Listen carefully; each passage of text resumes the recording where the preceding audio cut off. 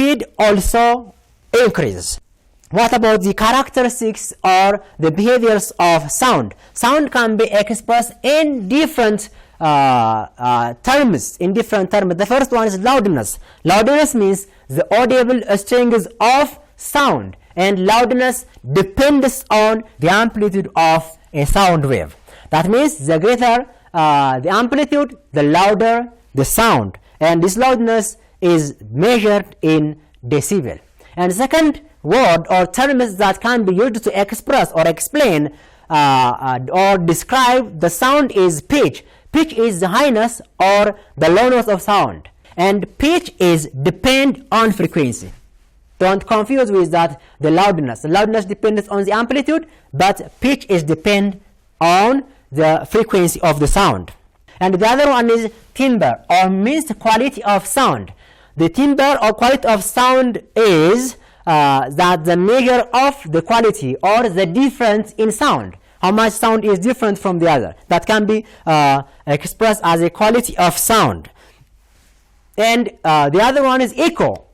Echo is the reflection of sound from a hard surface, and it have many applications in real life. For example, in radar we can use echo of light, but we can use echo for measuring the depths of the sea or the ocean using the echo. So echo is the reflection of sound from a hard surface or from a reflecting surface of material.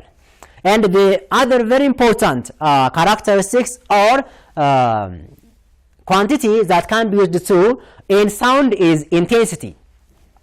Intensity is the energy received per square meter per second. The energy per area per second, which means energy over area times second. Energy over time means a power. Energy over time means a power, or the change energy or the work done over time or second is power. Therefore, the intensity can be expressed as power over area. Intensity is equals to the power of the sound over the area. The power of the sound over the area. So intensity is the larger the intensity means there is a larger power of the sound. There is a larger power of the sound. So if the sound, if we have a source and if the sound is spread out in all direction, it can have a spherical shape if we measure the distance from the source in all direction, and if we connect that points, we get a spherical shape.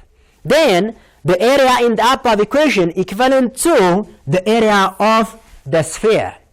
From this equation we can observe that the intensity is inversely proportional with the square of the distance r from the source. This is an important question to calculate how much intensity we have at a certain distance from the source.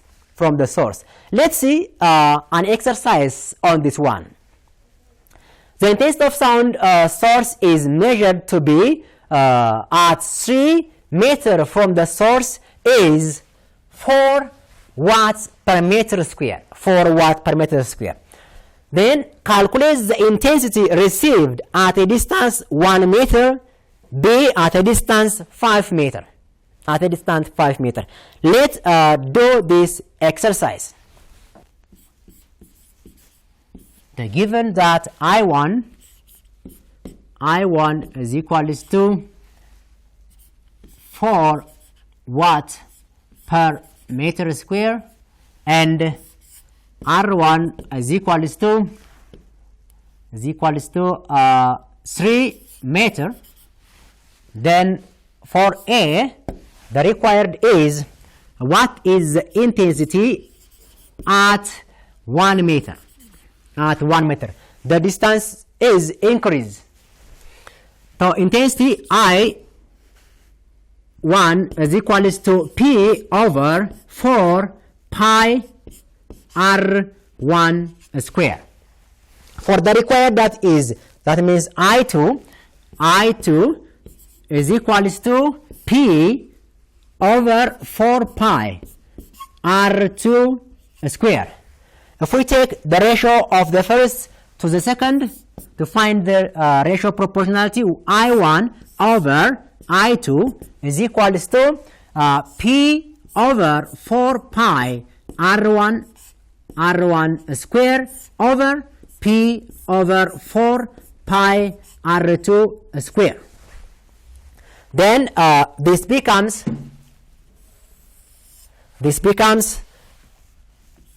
I1 over I2 is equals to when we take the reciprocal of this one, R2 over R2 square over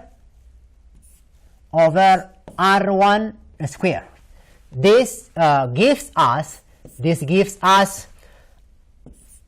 that I1 times R1 square is equals to I2 times R2 square.